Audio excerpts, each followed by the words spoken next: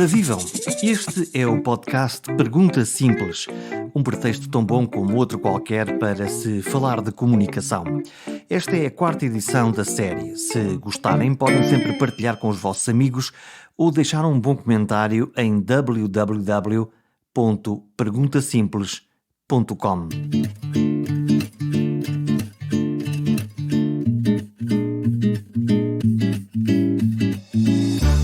Ouvi-o muitas vezes e fiquei sempre fascinado pela maneira que encontrava para dizer as coisas e de como coisas que ele disse há 5 ou 10 anos estão ainda frescas hoje em dia e presentes na minha memória.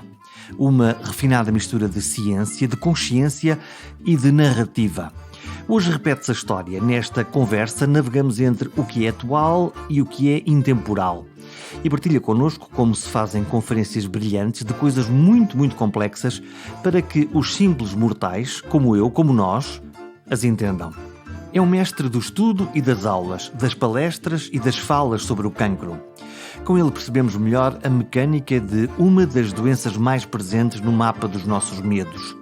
Passa meio ano a viajar por cidades em todo o mundo e em falas ou a treinar outras mentes brilhantes. Ou pelo menos passava. O vírus trocou-lhe as voltas e encerrou-a em casa. Confessa que esta prisão é bem dura. Sobrinho Simões, professor, médico e fundamentalmente um humanista. Diz que nem compreende bem os vírus, nem é especialmente curioso.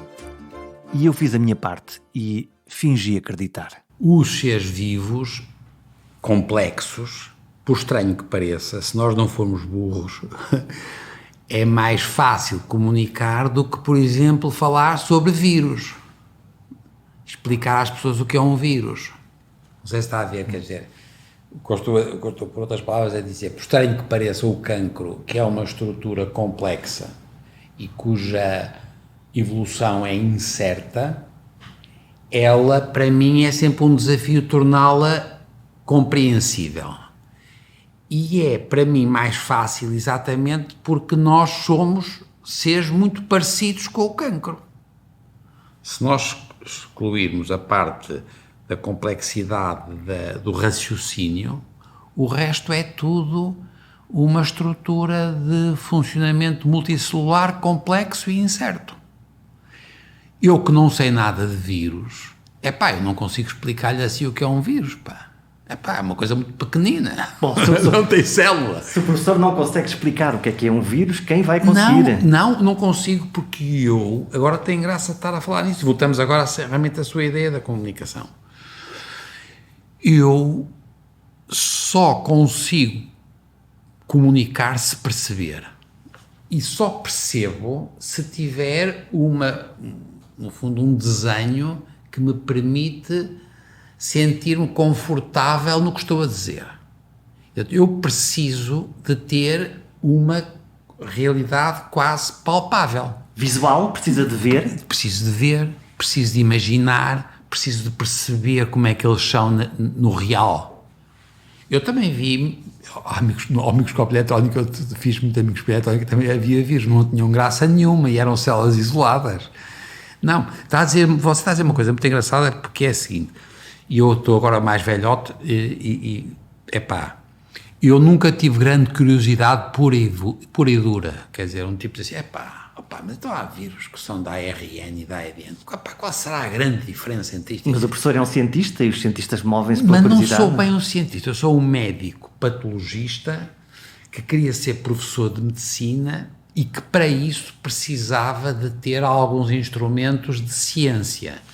Mas nunca tive... a curiosidade a mim não me interessa muito, percebe o que quer dizer? Por outra, interessa-me a curiosidade que tenha uma aplicação para mim. Quer dizer, eu não tenho nenhuma curiosidade por tipos esquisitos, quer dizer, como é que vivem os escaravelhos? Não me interessa. É de certeza interessantíssimo, gaita, mas não sei. Não me interessa. E a relação com os vírus também? Com o vírus, para mim, é exatamente porque eu sou muito das células. Eu sou muito do agrupamento das células, e agora voltamos à comunicação. Quer dizer, eu acho que nós só percebemos se conseguirmos comunicar alguma coisa que pode não ser a verdade absoluta, mas é uma aproximação razoável de uma explicação. Eu preciso de ter uma visão que faça sentido para mim. E uma membrana celular, eu tenho uma noção, sou fraquíssimo em membranas solares. Como é que aquela coisa passa? E porquê é que passa? E porquê é que não passa? A mim interessa muito, por exemplo, porque é que eu me distingo de si. Eu, por exemplo, interessa-me muito a imunologia. É uma coisa interessante, as pessoas querem sempre isso. Nós chamamos-nos IPATIMUP, porque vem de Instituto de Patologia e Imunologia Molecular. Quando eu fiz e ainda continuo a trabalhar com ela, só que ela infelizmente faleceu, mas eu trabalho com ela há quase 40 anos, com a professora Maria de Sousa, e quando nós fizemos o IPATIMUP, de resto ela queria chamar PATIM, Patologia e Imunologia. Proibimos PATIM, não brinquem. Ficou IPATIMUP, ficaria no ouvido. Muito melhor, não, e fica com o nome horrível. De resto, o engenheiro Belmiro das vezes disse: você que não é burro, você arranjou dos nomes mais estúpidos que eu vi até. Peço um nome índios sul-americanos, é verdade, IPATIMUP não faz nenhum sentido. Mas porque é que eu queria contar-lhe? Era que nós tivemos sempre a ideia da imunologia. E as pessoas têm muito... Isto foi só recentemente é que voltámos agora a esta coisa da imunologia. A gente teve sempre a ideia da imunologia, que era aquilo que nos distinguia do outro. E, portanto, a imunidade foi uma coisa que foi... Nós éramos muito antropocêntricos e, portanto, nós desenvolvemos imunidade para defender-nos dos outros, de fora. A Maria de Sousa foi extraordinária porque ela foi quem descobriu que a imunidade também era para o regulamento interno, porque dentro de nós, também temos muitas células muito diferentes e relações com agentes muito diferentes. Nós, nessa altura, não fazíamos a mínima ideia do que era a microbiota, agora sabemos, e, portanto, nós temos em circulação mais metabolitos dos nossos bichos que temos na tripa, por exemplo, do que nossas. Portanto, as pessoas têm que ter a noção de que nós, em circulação, temos muitas coisas externas. E ela descobriu esta ideia da regulação interna. E teve graça, quando a gente disse que o cancro era patologia e imunologia, é porque nós sabemos cada vez mais, sim senhor, há as alterações genéticas, as células cancerosas têm alterações e é por isso que passam de célula para célula e tal, mas aquilo acontece numa pessoa, num ambiente, em pessoas que têm outras estruturas, têm outras células. E isto é uma ideia extraordinária. E nós cada vez, agora vocês já ouviram falar que nós agora fazemos imunoterapia. As pessoas deixaram de tirar-se contra as células propriamente ditas, mas sim estimulando a resposta do hospedeiro contra o vírus. Para mim é uma metáfora extraordinária da comunicação. Se você quiser, você diz os vírus informáticos. E, portanto, nós percebemos que nós cada vez mais vamos ser vítimas daquilo a que agora se começou a chamar a imunopolítica. Porque é quem faz a diferença do que é a identidade, do que é o outro.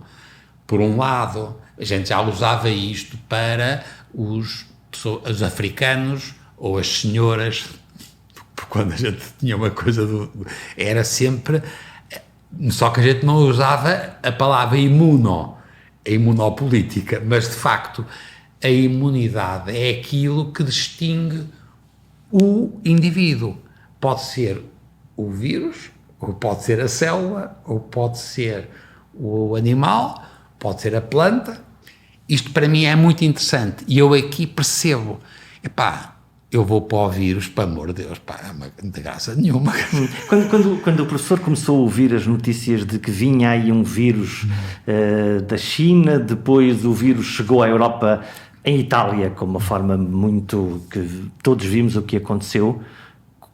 Como é que o professor recebeu esta... Não percebi que era tão importante. Não percebi. Alguém percebeu? Não sei. Agora, isso é muito engraçado. Porque todas as autoridades basicamente desvalorizaram. Não, mas repare, eu fiz uma coisa em Monsanto, em Lisboa, na Força Aérea, com altas patentes e fiz uma coisa sobre a evolução das espécies, etc. E em dezembro. E algumas pessoas tinham vindo nessa altura, e alguns generais, e gente fora de série, muito inteligente, portanto, gente muito bem formada. E eu percebi, primeiro que eu não percebia nada disto, e não sabia, e tive aquela coisa inicial de dizer, não, se calhar isto não é nada. E depois caí em mim, já depois da intervenção mesmo, disse, não sei. E eu percebi que não sabia. Nós tínhamos tido a experiência com algumas coisas parecidas, com, por exemplo, no Médio Oriente, tínhamos tido a chatice muito com a SIDA, que tinha sido uma chatice. E a gente percebeu que dominava muito pouco uma novidade que não era conhecida. E eu, por exemplo, eu aceitei fazer... Eu adoro Ribeiro Sanches. Passou-me maluco de Ribeiro Sanches. E, portanto, eles convidam-me todos os anos, eu não tinha podido, esta vez era o dia de Penamacor, e eu fui fazer uma coisa no dia 5 de março, fazer uma coisa cheia de gente, com um ambiente simpaticíssimo, mas aquilo já estava e eu depois, quando passado um mês, disse assim, mas esta porcaria já tivesse dado para torto, isto era uma coisa de doidos, eu tinha lá estado, com os miúdos todos na escola, a gente cheia, as pessoas interessantíssimas a perguntarem, e depois fui para uma festa na própria escola, e eu senti o risco que eu tinha corrido, eu e os outros, por não saber. Tem graça que as pessoas no fim que me perguntaram coisas, porque estava por tudo que a gente é sempre em cima, e houve um tipo que me perguntou, e eu disse, você não tem medo desta coisa? E o tipo da rádio local disse, desculpe, não se meta comigo com isso, porque se eu começo a pensar nisso, eu já estava assustado. E os miúdos todos, vamos acabar aqui. Mas não sei. Portanto, a minha sensação foi sempre de que eu não sei. E agora, a razão que nós agora percebemos todos muito bem agora, o que é que está a passar, e a gente consegue descrever muitos dos fenómenos, mas, por exemplo, eu estou interessado em estudar a tiroide destas pessoas, porque nós sabemos que as pessoas que têm esta infecção muitas vezes têm alterações da tiroide, que não tem nada a ver com a parte respiratória. Agora repare que isto é duas coisas. Por um lado, eu só posso estudar, patologista, os endocrinologistas podem estudar as coisas da função. Eu só posso estudar quando tenho as células. Nós fazemos poucas autópsias em Portugal. Nós até agora fizemos 2 autópsias aqui no São João. Nós temos o único sítio de Portugal em que se podem fazer autópsias destas com grande cuidado, muito cuidado das infecções. De resto, houve uma ordem para que não se fizessem autópsias no caso da Covid. E só fazemos nós, em condições excepcionais, quando é preciso, no São João, que sempre fizemos isso, e até também quando foi as vacas loucas, etc. Fizemos sempre nós, porque temos realmente uma sala excepcional para isso, etc. O São João foi estupendo nisso, e os professores que ajudaram... Aliás, mais uma vez se superou na primeira vaga da Covid, foi o hospital que... Foi bem, porque as pessoas estavam bem organizados e somos muito trabalhadores e tal. Mas depois o que eu percebi foi que eu tenho um trabalho muito com o Brasil, e o São Paulo tem um serviço de autópsias que é da USP, da Universidade do Estado de São Paulo, que é a universidade melhor do Brasil, tem 15.000 autópsias por ano e sem abrir o corpo, portanto tem coisas de radiologia e de TAC e de PECs, tudo o que você quiser, os PETs, os TACs, tudo, e fazemos biópsias por fora, e portanto nós por exemplo, já estudámos, os primeiros casos já começam a chegar da tiroide. E ora repare, o que é que me fez impressão agora pelo que lhe estava a contar?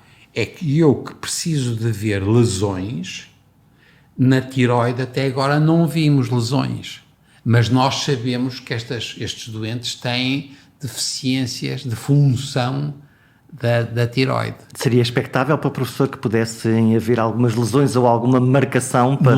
Não sabia. Não sabia e não sei. Tenho a certeza que é porque nós temos o vírus em circulação. Embora a principal lesão seja do aparelho respiratório, depois entram. E sabemos que ela é através dos vasos. E a tireoide está cheia de vasos, tem receptores que permitem a entrada do vírus nas células tireoideias e, portanto, faz todo o sentido. Mas o que eu quero dizer é que é interessante, é que eu que já vi, e eu ainda não vi nada, e, portanto, sei pouco. Não, portanto, uma coisa é que eu sou um especialista, e é tireoide, e eu toda a minha vida fiz tireoide.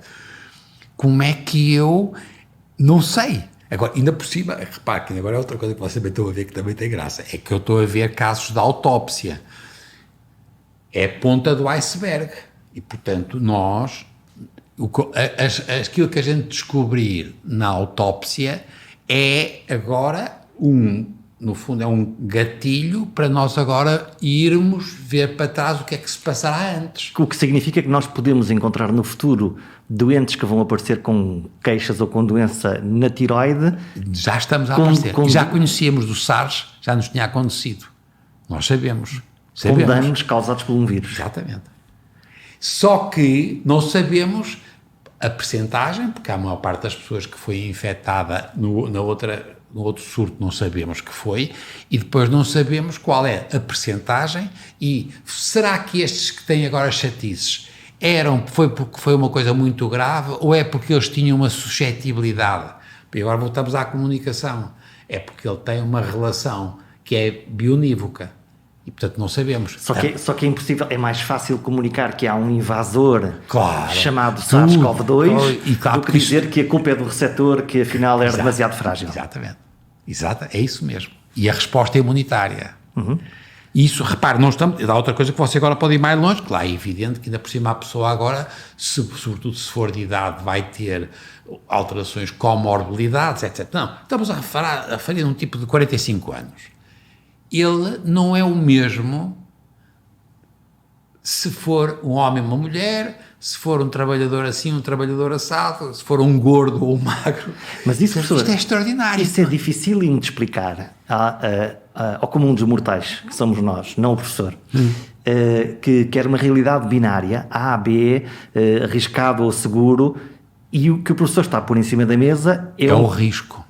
Que é tremendo de comunicar, não é? Claro, e é o que eu lhe estava a contar, é por isso que eu lhe digo que para mim é muito fácil o cancro, e que sobretudo os cancros já, no fundo, desenvolvidos, já vejo muito aflito nas formas iniciais, o que a gente chama o diagnóstico do risco de malignidade, mas o que você está a dizer é totalmente verdade. Nós não temos a mínima noção em relação a situações, digamos, que não são as situações extremas, ou por uma quantidade brutal, porque há uma carga viral enorme, ou porque a pessoa está já muitíssimo deprimida, portanto, estamos a falar, nós não fazemos isto é, a equação, o algoritmo não é de forma nenhuma matemático. Se nós olharmos para o cancro, por exemplo, e quando falamos do risco, normalmente a questão do tabaco é desde logo colocada em cima da mesa. E sabemos. Mas o que vemos é que às vezes aparecem não fumadores com cancro no pulmão, e pior do que isso, ou gigantescos fumadores que olimpicamente nunca tiveram. Repare, por exemplo, no caso do pulmão é 1 em 7. 1 em 7 dos que fumam é que tem cancro do pulmão. É verdade que o fumador, além do 1 em 7 do pulmão, tem agora aparelho respiratório, estômago, colo do útero, não sabemos porquê. Já agora um parênteses, não sabemos porquê, mas protege aparentemente do cancro da mama, o que é uma coisa horrível, porque quase que a gente não deve dizer, porque pode, o que significa que não é, como você diz, mecanístico nem binário. Mas nós, portanto, temos muitas pessoas que sempre fumaram e que não vão ter chatices de cancro, embora, já agora, fica a saber que têm doenças respiratórias de outro tipo muito frequentes e doenças vasculares muito frequentes e que são muito piores nos fumadores. Portanto, em termos de qualidade da vida, se a gente se escapar porque a gente, em relação ao cancro, temos a mania de tornar aquilo the thing, não é? Quer dizer... A sorte de não ter. Exato.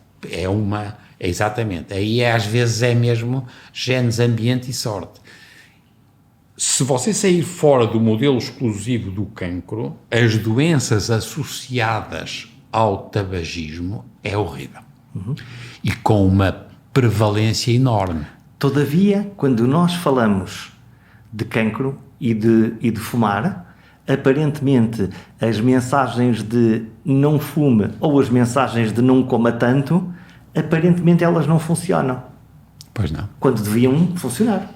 Pois, mas aí você agora está a dizer uma coisa que ainda é mais complicado, que é o domínio do controlo do consumo. Porque é que, e o resto, eu li um artigo recente da Isabel Carmo, muito bem feito, sobre o problema da obesidade, e eu estou agora a pensar em mim. Eu, por exemplo, engordei, eu já estava gordo e fiquei muito mais gordo com esta coisa da Covid e do confinamento. Porque ficamos todos em casa. Eu fiquei, não, provavelmente por causa do stress, estou agora a inventar, mas é verdade, eu estou a comer mais e a beber mais. E atenção, o álcool, por exemplo, esta coisa é verdade. Eu sou totalmente a favor de que as pessoas podem beber 1 ou 2 copos por refeição. Mas atenção, as pessoas têm que perceber que o álcool é extraordinariamente calórico. Portanto, eu, por exemplo, engordei como um cherna. Percebe? E foi mais do álcool do que da comida. E porquê é que nós... E isto agora é uma coisa, porque você agora está a discutir a coisa mais interessante que há. Para mim, que é o comportamento, onde, de novo, o vírus não tem graça nenhuma, não tem gaita, tem aqui. Nós temos. Bom, no vírus usamos a máscara agora, lavamos as mãos, algumas coisas que a maneira de mudamos. nos defendermos, mas é o nosso comportamento. No caso de fumar e de comer, a coisa é mais difícil. Mesmo assim, é genético, mas também é muito comportamental. Como é que pessoas inteligentes, sabendo que é arriscado comer demais, fumar demais, beber demais, não regulam essa sua ação para se protegerem? Claro. E agora a sua pergunta é uma pergunta crucial, e é preciso ter cuidado porque a gente tem um bocado de tendência a simplificar. É verdade que se você estudar situações extremas de tipos, por exemplo, que comem alardemente, ou são jogadores ou fumadores, você vai encontrar razões genéticas também por trás. Isto é, os que são compulsivos, eles têm uma percentagem de componente genético e depois tem uma componente ambiental e cultural. Aí lá está, aí já são coisas que eu não sei o suficiente. E é por isso que o cancro, é por isso que eu digo sempre a toda a gente, amor, é a doença mais fácil que há, não pensam, gaita, aquilo não pensam. Você tem toda a razão, nós não percebemos por que raio.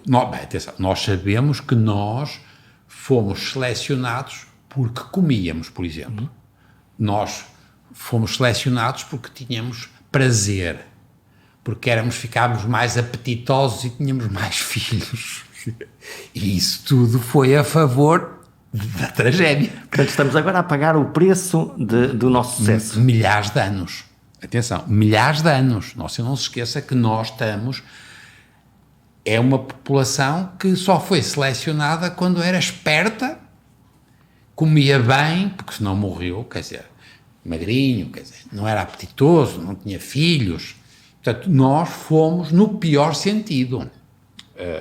A seleção do comportamento é uma seleção individual, familiar ou tribal, e é por isso, de resto, já agora, uma coisa que agora é uma notícia que eu acho que as pessoas esquecem-se muito. Por que raio é, por exemplo, que nós temos tantos metros de intestino delgado? Pelo amor de Deus, foi porque nós comíamos ervas. É verdade, e era importante. Mas hoje há uns anos que a gente já não come ervas. Dá um trabalho para você ficar com demora muito, percebe? Está a ver o que eu quero dizer? Porque a gente já devia ter uma tripa muito mais pequena, uma estupidez. Com a quantidade, pá, não faz nenhum sentido. Foi importante. E há muitos milhares de anos foi assim que a gente sobreviveu. E, repare, eu agora também vou-lhe dar uma novidade, que eu ia morrendo, porque você tem que saber ter noção, as pessoas têm que ter noção, porque a gente realmente alterava sempre. Eu tinha feito um smoking há muitos anos, e tinha uma coisa que tinha que fazer outra, e pensei assim, quem sabe eu posso usar o mesmo. Eu continuava a ter o meu alfaiate, que é uma simpatia, chamei-o Sr. Manuel, veja lá, e ele disse-me, Sr. Doutor, o Sr. Doutor tinha 64 e tem 99 centímetros. Estava a falar das medidas. medidas. Eu tinha passado de 64 centímetros para 99. E ele disse 99, penso que era mesmo 1 metro, mas foi por piedade. O gajo deve ter dito, porque senão não dizia 99, foi piedade. Epá, eu não sou parvo, mas eu... Foi um verdadeiro exame de diagnóstico. Mas está a ver, como é que eu não sou burro? Levo uma vida razoável. Como é que eu engordei assim? Agora vou-te dizer uma coisa. Em parte porque nós somos filhos dos tipos que comiam e aproveitavam tudo. Em parte porque a vida que levamos é uma vida que estimula muito, por exemplo, que você tenha alguns prazeres, entre os quais é comer e beber. Em parte é porque você tem o gosto. Quer dizer, embora perceba que eu, por exemplo, tenho a sorte de não gostar de fumar. Mas se eu gostasse de fumar, se calhar fumava mesmo. É o mal que faz pelo bem que sabe. Não, é a sua explicação mais fácil. E, portanto, como é que nós vamos resolver o problema em relação ao futuro das crianças obesas? Eu não tenho dúvida nenhuma que passa por uma modificação do acesso fácil a comidas muito açucaradas, aquelas coisas clássicas.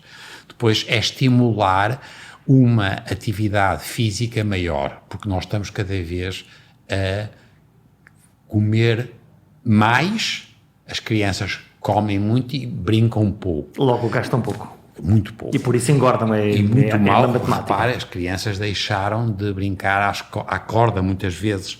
Há muitos pais e muitas professoras que não querem que os miúdos venham cá para fora porque é perigoso, porque não sei o quê e tal. Nós estamos a ter um problema de quedas de velhinhos. Nós temos das taxas maiores da Europa e do mundo de quedas, em parte porque as pessoas não têm mobilidade. Eu sei que não é só isso, é falta de músculo, mas as crianças, nos países nórdicos onde eu trabalhei durante muito tempo e vivi lá ainda 1 ano e meio, as crianças brincavam todos uns com os outros e brincavam cá fora. E as crianças eram mais magrinhas. Se nós de resto virmos filmes nossos antigos aqui... Toda a gente era muito magra. Mais magras, por exemplo. E hoje toda a gente é francamente nutrida. E, portanto, não há dúvida nenhuma que isto representa uma evolução do comportamento no sentido da satisfação da sua... do gosto, pode ser do stress, pode ser... Mas, portanto, quer dizer... Mas o efeito nós já não é genético, onde eu quero chegar. É comportamental. Se nós compararmos com há 60 anos, ou 60 anos, ou 80 anos, não havia... O número de cancros era muito menor e, no entanto, os genes são os mesmos. Então, professor, aquelas... Nós, nos últimos 80 anos, 100 anos, não mudámos isto em genes. Então, aquelas investigações que muitas delas estão em curso, desde a descoberta do ADN, do DNA, e que nos ofereciam a esperança ou a possibilidade de ir lá, modificar o gene, consertá-lo e... Agora, repare, há 2 grandes grupos aqui. Há os que acham que sim, os que acham que não. Eu, por exemplo, sou muito a favor de corrigir o ADN quando há erros. Em termos terapêuticos tem que ser, e é indecente se não for corrigido. E a gente tem algumas doenças, poucas, que têm alterações que são pontuais e que vale a pena, mesmo assim, com risco. Eu sou totalmente contra a ideia da melhoria genética melhoria humana por via genética. Quase uma eugenização, aquilo que o Hitler tentou fazer contra, de alguma mas maneira. sei que há gente que defende isso. Não sei se é fácil. Do bebê de olhos azuis, o ser humano perfeito, a inteligência, auto-inteligente. Sou totalmente a favor contra isso, mas sou muito a favor no fundo, da gente conseguir corrigir erros. E cada vez somos melhores nisso.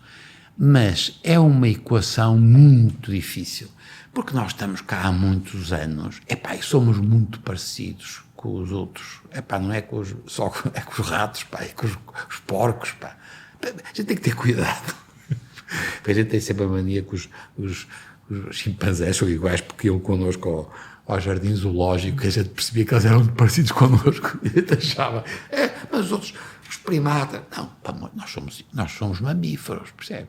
O nosso truque, de resto, agora voltamos à sua história da comida, foi a mama, as mamas, foi o que foi o grande salto. Então? O leite. Você, que é que você acha que a gente sobreviveu sem a mama? A gente fez leite. E quando a gente teve uma glândula que passou a fazer leite... Garantiu alimentação para as crianças. Não, e antes aos outros animais. Ao longo das gerações. De muitos animais. E a grande... É dizer, assim como já agora, não quero chatear com isso, mas as plantas são a flor. Isso é que eu acho graças às flores, quer dizer... nós descobrimos a flor. A flor é uma coisa porque troca a biodiversidade. Você não se esqueça disso. É o lado atrativo para que as abelhas, por exemplo, possam fazer a polinização. E a diversidade. As plantas trocarem a flor. Eu conto sempre a mesma história comigo, que é com eu sou do tempo que aquelas pulgas da areia, havia muito, olha, em Âncora. Estão a desaparecer.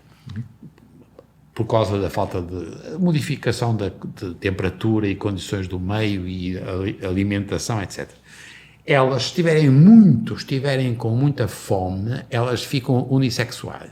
Portanto, não conseguem, e, portanto, elas não se multiplicam por troca, não casam. Ficam fraquinhas, ordinaríssimas. Se, por acaso, você der comida, a pulga da areia fica outra coisa. Porque troca a meiose, sabe, agora são duas palavras, né? A mitose é a célula que se divide, a célula somática que se divide, há células iguais, é a história do clone. A meiose é quando a gente tem um óvulo e um espermatozoide. É extraordinário. Quando nas plantas aparecem as flores, é uma coisa extraordinária. E nós, para mim é essa, e depois as mamas, mamífero.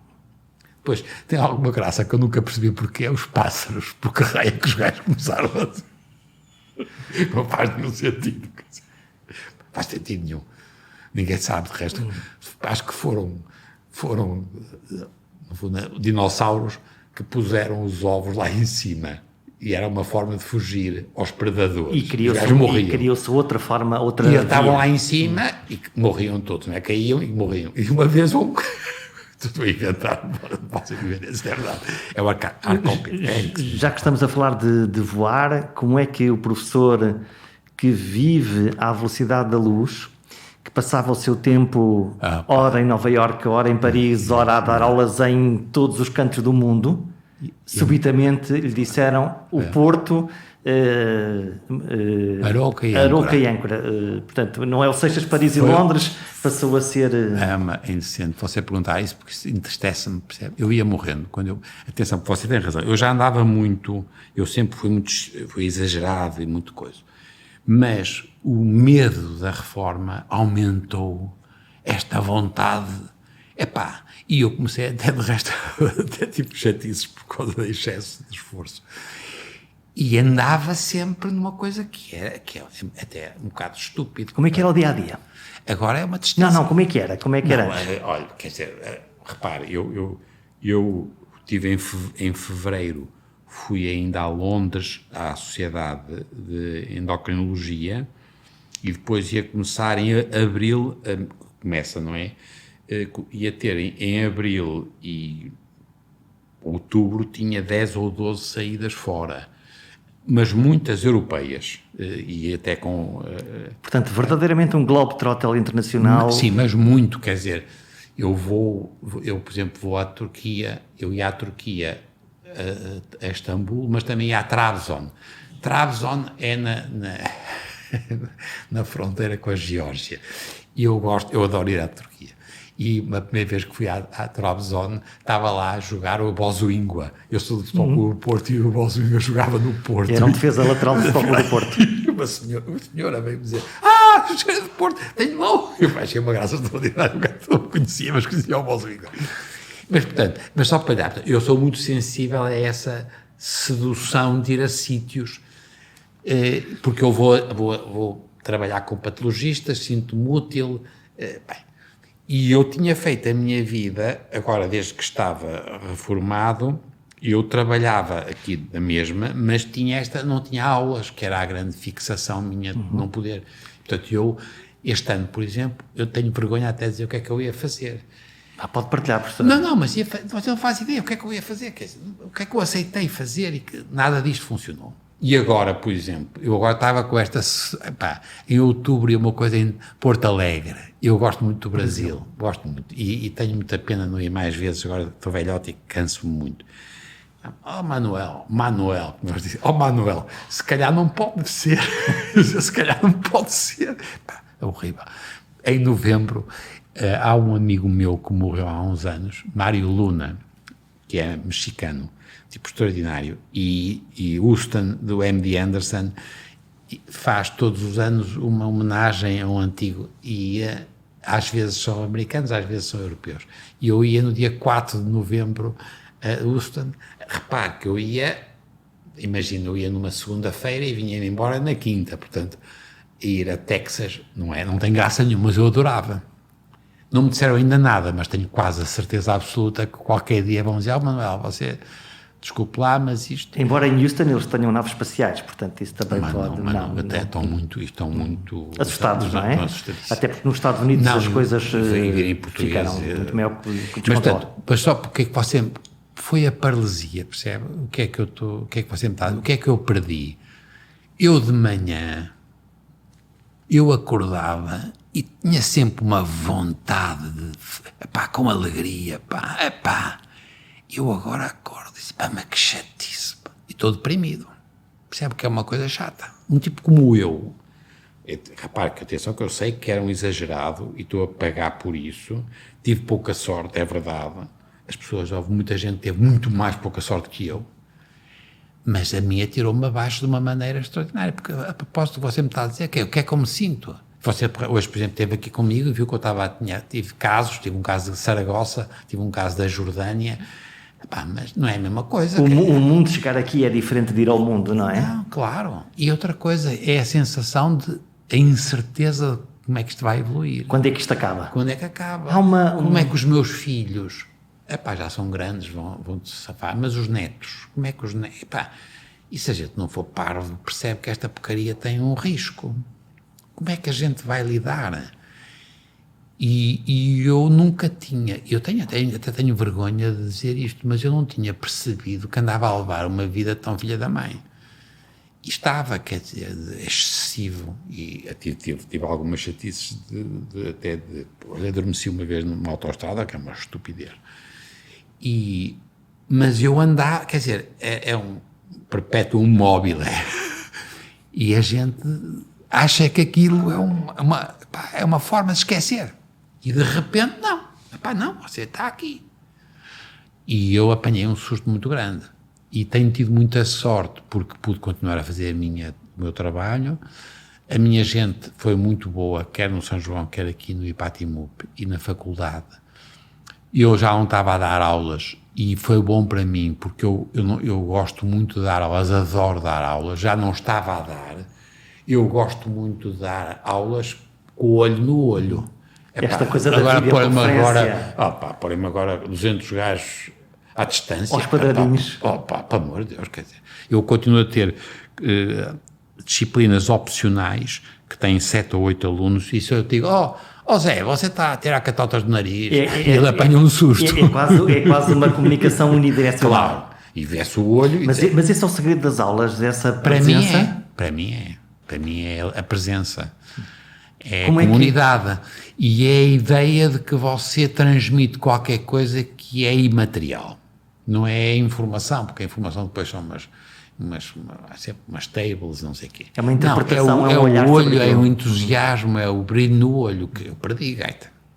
Professor, e consegue imaginar que impacto é que teve não só nos alunos universitários de topo, mas em todos os alunos desde a escola primária que subitamente ficaram um período todos em casa a olhar para um computador, os que tinham computador ou para a televisão? Não sei. Tenho a certeza que lhes fez mal, mas não sei o suficiente, percebe? A psicologia é uma área importantíssima. Tenho a certeza que é diferente para as crianças, nas creches, para os miúdos dos primeiros anos. Tenho a certeza que os meus netos sofreram de diferentes maneiras, mas não se, quer dizer, isto depois é uma ciência, e depois nós em Portugal temos todas opiniões, quer dizer, eu de resto, olha que você está, é a segunda vez, nos últimos 4 meses ou 5 meses, em que eu estou a dizer qualquer coisa sobre o Covid. Sempre que me perguntam, doutor, o que é que acha? Eu não acho nada, você acha o quê? O que é que você acha? O que é que você acha? Acha o quê? Acho o quê? Percebe? Toda a gente acha qualquer coisa do já Covid. sabe, não posso, não sei. Faço a mínima ideia. Mas irrita-o a pergunta sobre a Covid? Não, mas irrita-me que as pessoas esperem que a gente diga coisas sobre que a prioristicamente sabe que não sabe. De resto, o país encheu-se de epidemiologistas e toda a gente. Todos somos um bocadinho. Temos tudo. Todos damos todas as opiniões. E temos uma coisa que é terrível em Portugal, que é nós temos muito pouca tradição de avaliar os resultados. Nós somos bons, sempre fomos bons a avaliar os meios. Se reparar, ainda agora já começou... isso é que me irrita, esta coisa dos incêndios. Eu sei sempre quantos bombeiros, quantos meios aéreos. Agora, um gajo dizer assim, X metros quadrados, mas põe lá metros quadrados, Que é para sabermos para quanto é que é. Não, houve só aquela coisa chata quando morreram todos na estrada. Foi uma catástrofe. Foi uma catástrofe. Aí passou. Porque senão as pessoas acham que têm... uma coisa que me está a chatear é, por exemplo, estão a aumentar as consultas. Não, eu não quero aumentar as consultas. Eu quero aumentar a saúde das pessoas. Se for possível, diminuindo o número das consultas. Nós não podemos continuar a aumentar permanentemente o consumo. As tiranias das métricas. Atenção que é a mesma coisa no meu mundo da ciência. Fazem mais consultas, logo tenham um rendimento maior. Quando nós o que queríamos era ter menos consultas, e pessoas mais conservar saudáveis. Os doentes nos seus sítios, não os trazer do sítio onde está, na periferia, para um hospital central, diminuir as urgências. Apesar de tudo, a mensagem do medo teve um contra-efeito, que foi quem precisava de vir... Teve medo. Desapareceu. Não desapareceu, mas diminuiu. Nós temos esse problema, é verdade. Isto agora você está a dizer outra coisa. Eu tinha, por acaso, eu tinha feito uma coisa para o Expresso, que foi até chato, porque quando eles me pediram, foi ainda em janeiro, eu ainda não sabia que ia acontecer, e fizeram umas perguntas sobre alterações climáticas e a saúde, uma coisa muito geral, e eu não fazia a mínima ideia que me ia acontecer, quer dizer, sabia lá que ia haver o que aconteceu.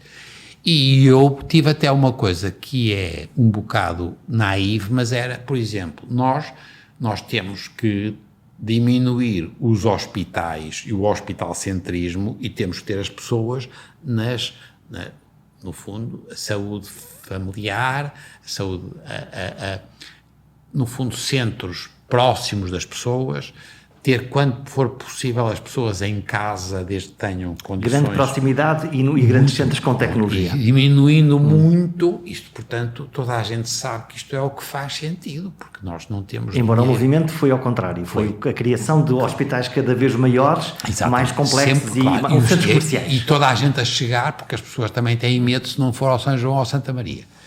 Agora, repare, você tem razão nisso, porque eu sou muito sensível, e eu disse isso também, tem graça, porque eu disse nessa coisa que eu disse, foi janeiro, princípio de fevereiro, e eu disse, por exemplo, a ecoansiedade. Nós sabíamos nessa altura já, na altura não com a infecção, mas por causa das alterações climáticas, a ecoansiedade.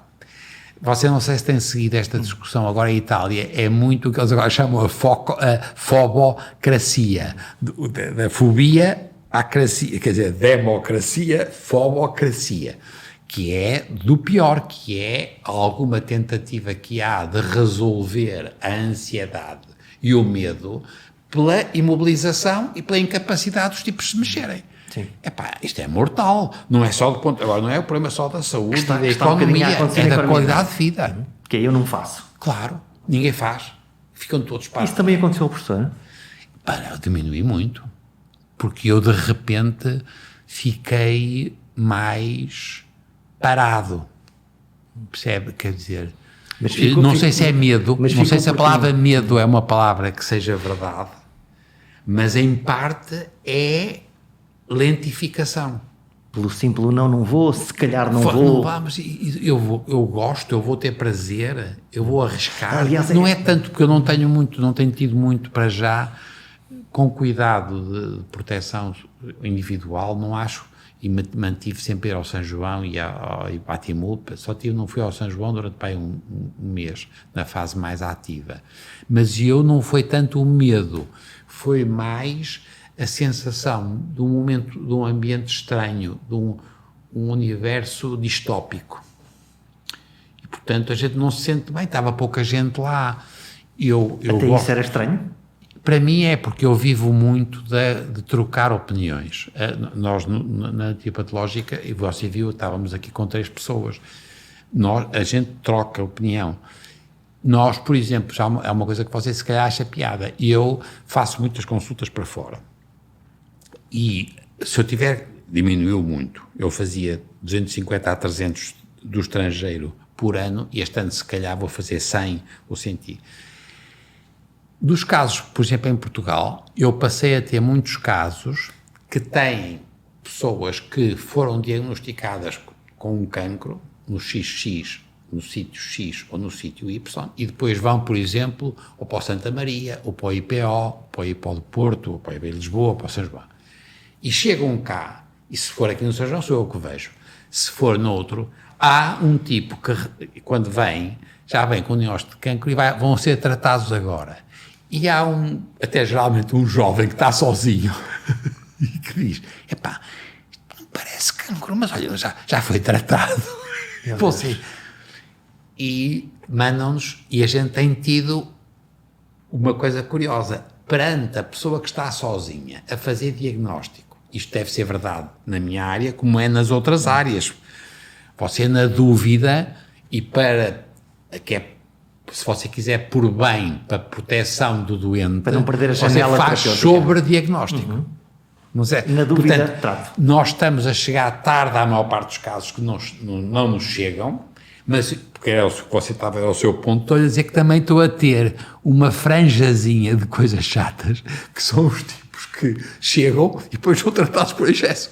E que provavelmente não precisariam desse tratamento. Ou, não tenho a certeza, mas tem que ser discutido com outras pessoas. Devia ser ao contrário. Primeiro a verificação e depois sim a com opiniões, com multidisciplinaridade, com a utilidade da pessoa conversar.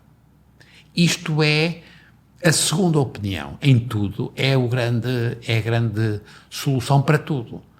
Não é? E nós não temos essa tradição em Portugal, nunca tivemos. Quer dizer que, a segunda opinião quer dizer que as soluções das coisas não são brancas e pretas? Nunca. Mesmo para hiperespecialistas? Mesmo nas coisas biológicas, nunca. E nas opções terapêuticas, nunca. Claro que se a pessoa for gravíssima, claro. Isso é facílimo.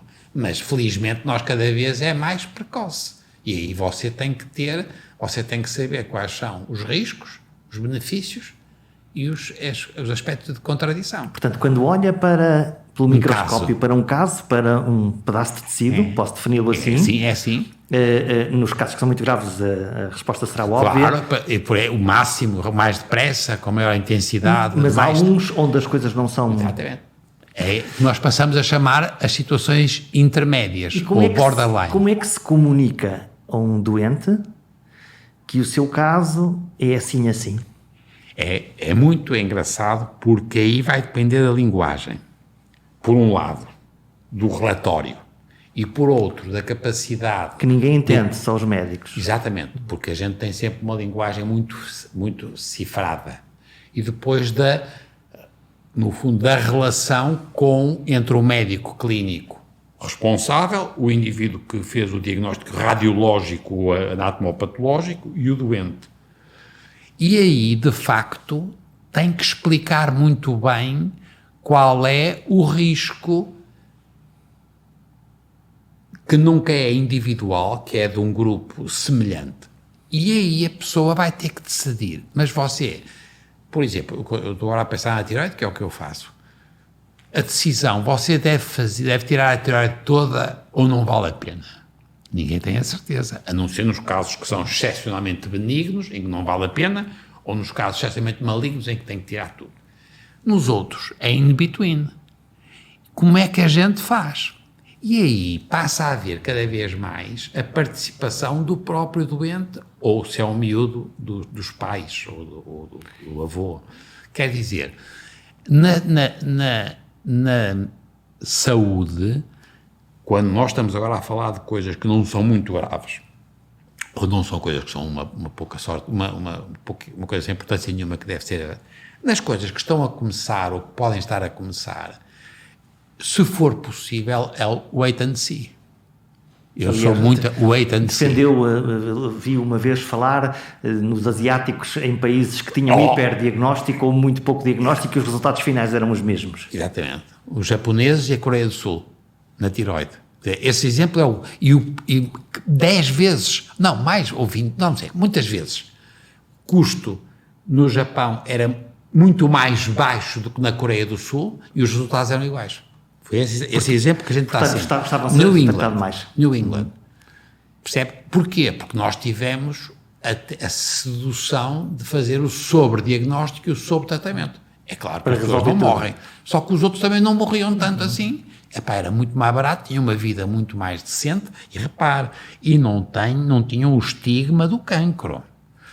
Nós passámos a dizer também muitas palavras nossas, agora passou a ser proibido. Isto é, por exemplo, na mama. Eu deixei de dizer que aquilo é um cancro in situ, um carcinoma in situ, porque um cancro é uma coisa que cresce dentro de nós e não respeita as fronteiras. E então, se eu disser que eu tenho um cancro, mas aquilo está in situ, é uma contradição. Isto é, se ela está in situ, no sítio, não está invasor ainda, não pode ser um cancro. E eu não tenho a certeza se ele vai. E então nós proibimos a utilização do cancro in situ, porque assustava as pessoas. Claro. Aumentava as sobrecargas dos seguros, porque as pessoas diziam. As pessoas passavam a ter uma vida miserável. Então agora diz-te o quê? Displasia de alto grau. A palavra alto grau é por si só também apanha um susto. Também em termos de comunicação é uma Mas uma é bomba. o alto grau. Mas é alto grau. Mas é bom para nós porque deixou de ser o cancro in situ. Porque à partida um cancro que esteja localizado tem um prognóstico melhor. É excelente. Pode ser operado. Mas diz cancro. E a gente deixou de dizer cancro. Passou a dizer displasia de alto grau. E a displasia de alto grau, a pessoa apanha um susto, displasia. Alto grau, não é acham bom. que é pior que o outro, não é? Está a ver? Mas está a ver a dificuldade que isto é literacia básica. Como é que a gente não percebeu que nos ia acontecer? Como é que o professor prepara as suas, posso-lhe chamar conferências, posso-lhe chamar palestras? Falas.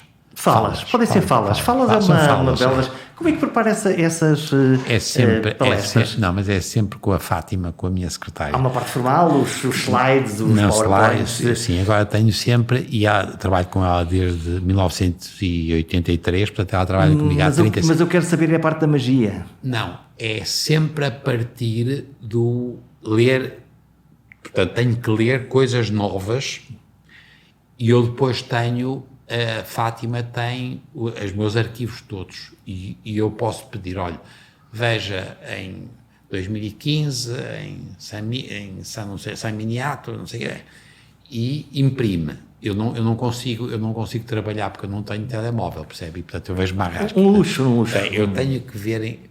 E então o que eu faço depois é isso que vou tentar chamar a magia, que é dizer assim, o que é que tu, da última vez para agora, o que é que tem graça aqui diferente? Eu, por exemplo, as coisas que agora me estão a interessar muito, como você viu já, é a imunopolítica e a inflamação. Inflamação, que também é uma manifestação da relação de nós com os outros. É verdade, e da própria Covid também.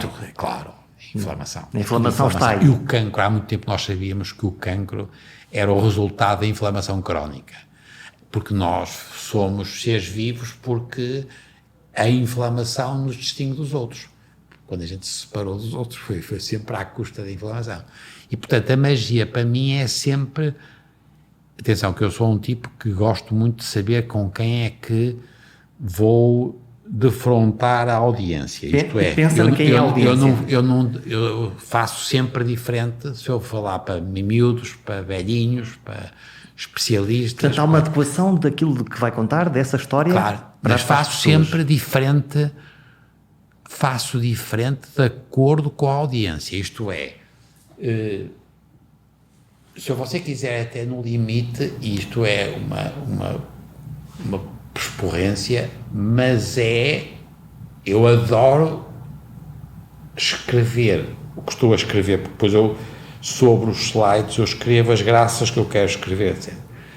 E eu estou sempre a arriscar, como você de resto assistiu já aos meus números, eu arrisco sempre um bocadinho de excesso. Quer dizer, eu quero que as pessoas se lembrem. Quer dizer, eu não quero que o gajo apresente os meios e que se lixa. Quero que o gajo de repente tenha uma ideia. O gajo disse uma coisa aqui, se calhar não é verdade, mas o gajo nunca mais se esquece. Portanto, aposto muito no excesso. O excesso, quer o excesso por exemplo, o risco de não, por exemplo, não tratar, ter a coragem de não tratar. E isso cria um choque na audiência. Sempre. O quê? Há uma reação. Do not recommend. Do not recommend. E alimenta-se desse retorno? Eu vivo disso. Porque, apesar de tudo isso, depois estimula, e eu tenho sempre muita... E gosto muito, eu adoro discutir. Eu vivo disso. Quer dizer, portanto, eu fico ofendido, é-se um gajo, olha, o gajo, coisa porreira, o gajo tem toda a razão, tem toda a razão, pode ser uma coisa que, se alguma vez pensou nisso, eu por exemplo, com os putos, tenho que parar a meio e dizer, está toda a gente a dormir, pá. Para ter essa reação. Claro, não, porque a pessoa tem que perceber, quer dizer, recomendo, quer dizer, não recomenda, quer dizer, não é, understand and not to, não atuar, compreender, percebo, mas atuar, e não atuar. Cada vez vai ser verdade. Agora estamos no outro lado em relação ao que você estava a dizer, que é, em relação às crianças, nós temos que progressivamente atuar cada vez mais e mais ativamente em relação às crianças, à aprendizagem, a tudo físico. Em relação às pessoas de idade, nós vamos ter cada vez menos que compreender e, muitas vezes, não atuar. No fundo, adequar... E à morte. Vamos lá meter-nos nisso. Mas é isso também. A aceitação da morte? Claro. Se há uma dúvida que vai nos acontecer, é muito raro, não? Não há grandes escritos sobre isso, não é? Não, mas quer dizer, percebe? É muito engraçado isso. Compreender sempre e depois... Hoje temos um síndrome muito do encarniçamento terapêutico, fazer mais qualquer coisa. Sempre. Como se a vida valesse a pena em quantidade, quando o que vale a pena na vida é a qualidade da vida. Hoje há melhorar a vida, melhorar a qualidade, não é aumentar a qualidade, porque nós já estamos a viver demais. Muita gente já vive demais anos para a qualidade e o prazer que têm elas próprias e o ambiente que têm à sua volta. Há uma discussão na sociedade portuguesa neste momento sobre a questão da eutanásia. Sempre também sobressimplificado. Exato. Portanto, os que são muito a favor, muito contra uma grande polarização. Sempre por excesso. Percebe? Porque para mim, já aconteceu isso, já tive essa história também do abortamento, temos tido sempre. Porque nós depois extremamos. O grande problema do ser humano, apesar de tudo, é lidar com a complexidade e com a incerteza. Tomara eu lidar com a complexidade e a incerteza para mim próprio. Eu vou estar a dar assim opiniões, como é que você vai? Como é que você vai resolver para mim? Então vou meter nisso, percebe? Farta de aturar gajos a dar opiniões sobre isso. É que é uma coisa dificílima. E é muito... Depois tem um aspecto muito também, agora vou ter aquela sua ideia minha, que é de que eu sou pouco curiosidade por si só. é porque eu sou muito a favor de ter soluções. Eu quero ter soluções. Como é que a gente, se formos para soluções que incluem, por exemplo, suicídio assistido, como é que vamos fazer? Onde é que está a fronteira? Exato. Onde é que está? Quem faz? Quando? Como? Imagino que isto não seja mesmo uma conversa muito confortável para a classe médica. Imagino que está na linha da frente. Claro, eu, por exemplo, eu nunca faria. Eu só algum dia aceitaria isso se fosse uma pessoa que eu adorasse, que fosse o meu filho. Percebe? Que também é estranho, mas é assim. Todavia, temas como a sedação vai-se fazendo, mas já se faz há muito tempo e com muito bom senso e médicos muitíssimo bons, e se fazia também, de resto há muito mais tempo, também nas crianças, onde a situação também já era havia maior tradição. Mas aquilo que você diz é que é muito difícil resistir à pressão de alguns familiares ou grupos de tornarem a coisa do encarniçamento. Eu não me refiro ao aspecto económico, que é o que se lixa, também já agora fica a saber que é caríssimo e é um disparate. É o sofrimento para o próprio e para as pessoas. E, dito isto, apesar de tudo, eu não sei como é que se resolve o problema. Agora, para uma regra geral, para fazer uma lei. Como é que em abstrato se impede que isso aconteça? Uma lei, percebe? Eu acho que a pessoa tem todo o direito. Se eu decidir que uma pessoa tem, na sua capacidade intelectual conservada, e ele acha que já tem problemas suficientes de sofrimento, etc., e eu quero morrer, eu acho que a pessoa tem o direito disso. Eu acho que a pessoa tem o direito de decidir isso. Mas eu não sei como é que se resolve. Professor, há uma frase de uma... Não sei. Estamos a terminar. Há uma frase que vai ser publicada este fim de semana no Expresso. É uma entrevista de um filósofo, Bernard-Henri Lévy. Célebre. Uma entrevista ao Pedagogia. Um homem engraçadíssimo. Que deixa uma provocação. A entrevista ainda não é pública na altura em que estamos a gravar. E que é: o medo do vírus foi excessivo, irracional e insensato. O que é que lhe parece esta frase?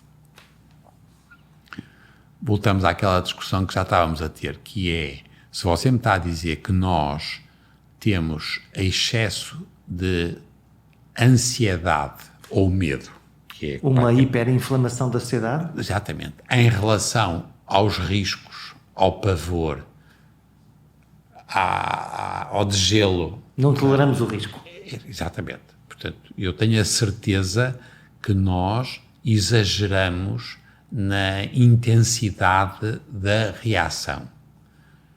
Mas a solução, para mim, nunca será individual, terá que ser sempre comunitária. Onde eu me distingo das pessoas que... Eu, por exemplo, eu percebi o que é que o Georges Agamben disse, que é uma coisa que é verdade. As universidades eram um sítio extraordinário pela positiva e puxava para cima. Não podemos transformar numa coisa para baixo. E, portanto, é a mesma coisa. Quer dizer, eu tenho medo. Tenho medo de imensas coisas.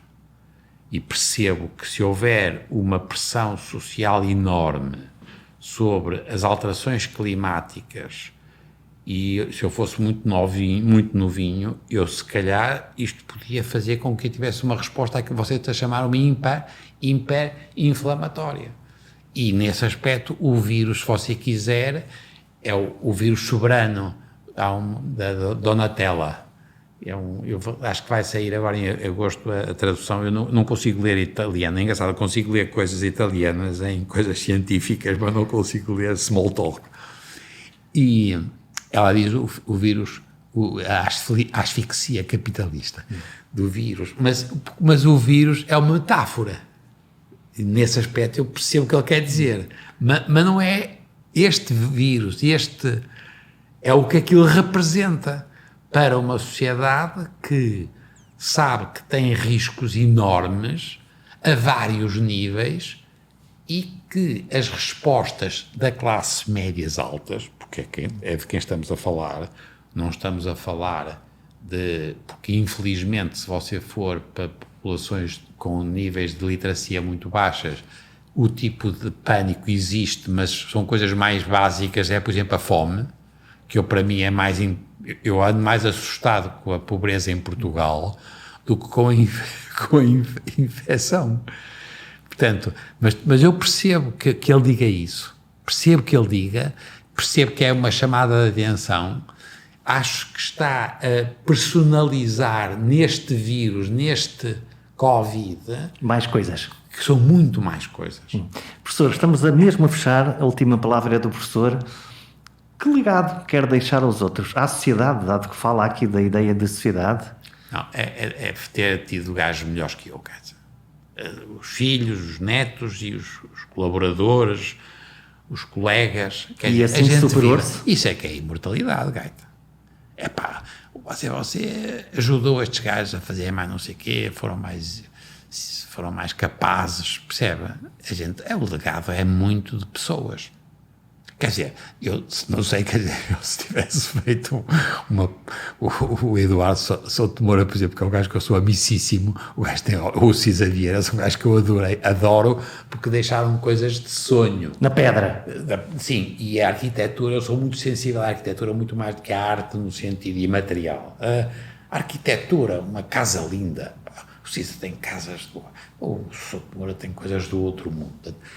Mas eu que não sou engenheiro, sou um gajo da educação, é o que a gente deixar em termos das pessoas.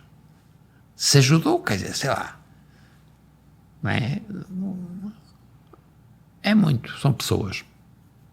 Melhores, preferência. As pessoas, sempre as pessoas. Um sucesso medido pela capacidade de criar pessoas melhores que nós e inspirar todos pela voz e pela palavra. Já agora, gostava muito de ler os vossos comentários em perguntasimples.com.